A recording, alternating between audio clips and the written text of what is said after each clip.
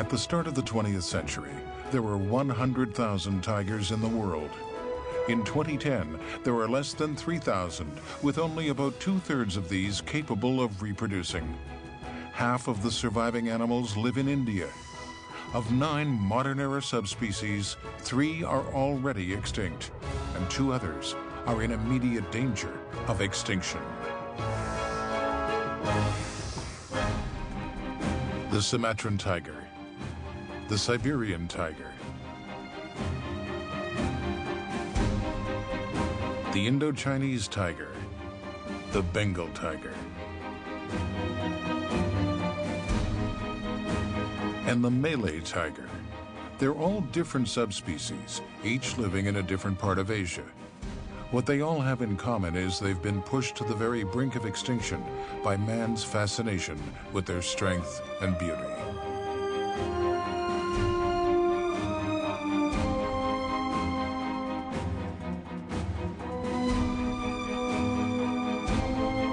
No population of Indo-Chinese tigers, for example, exceeds 250, providing far less genetic diversity than optimal for effective interbreeding and population renewal. And the Indo-Chinese tiger isn't even the most endangered breed.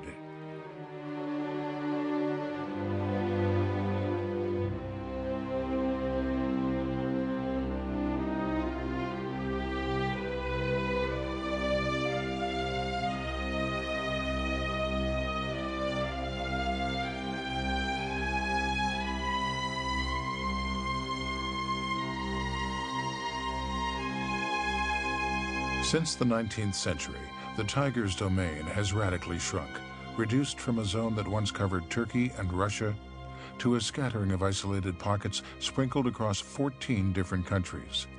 How did things go?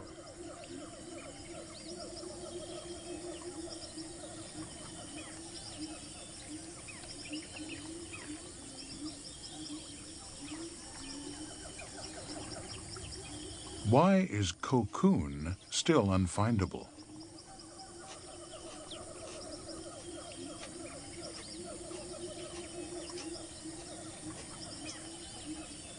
Is he still within the park's grounds, where he can at least be somewhat protected? Or has he wandered to the dangerous fringe areas, where hunters and traffickers are an ever-present danger? Yunus and his men are still searching for cocoon. Even within the confines of the national park, the animal isn't without risk.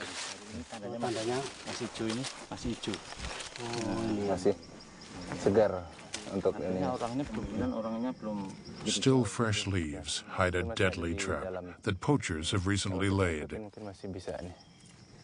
Masih sini khusus untuk harimau. Melihat cara tengah. Iya, ya. Yuk.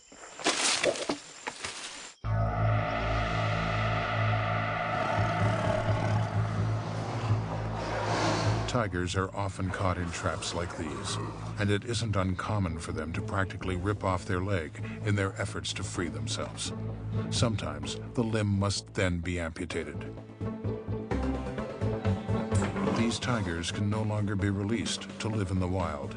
They must be given asylum. This one is transferred, after being given an anesthetic, to a specialized center, Taman Safari, on the island of Java.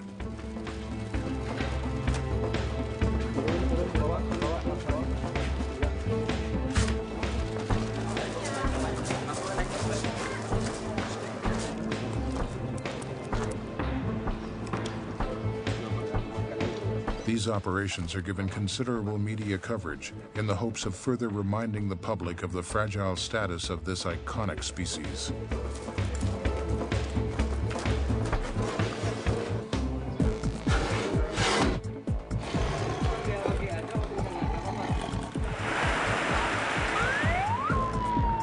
The wounded tiger, awake but heavily sedated, will travel over 1,600 kilometers by plane. Taman Safari is located not far from Bandung, near Jakarta.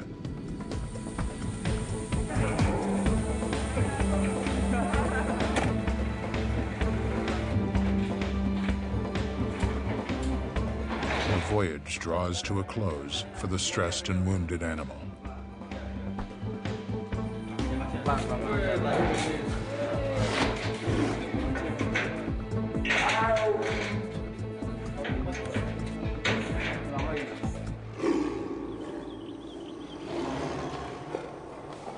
At Taman Safari, the new arrival will take several days to calm down under the watchful supervision of a team of specialists headed by Arsiad Jamaluddin.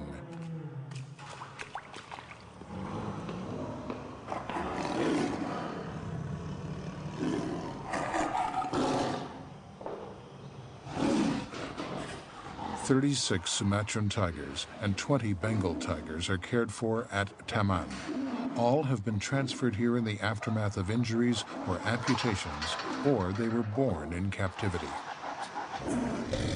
The animals are well fed, 5 chickens daily, and kangaroo for special occasions.